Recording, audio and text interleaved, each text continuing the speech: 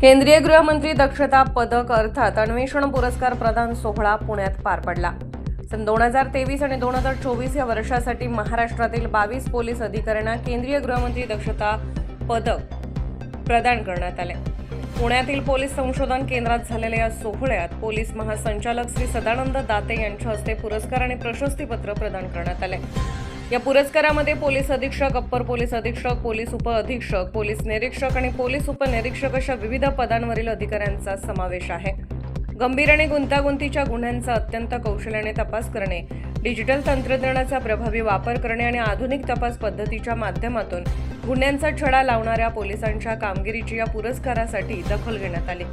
जबरी चोरी, अपहरण, लैंगिक अत्याचार, सायबर गुन्हे, लहान मुलांचे अपहरण आणि खून यासारख्या गंभीर गुन्ह्यांच्या तपासातील उल्लेखनीय कामगिरीबद्दल या अधिकाऱ्यांचा गौरव करण्यात आला।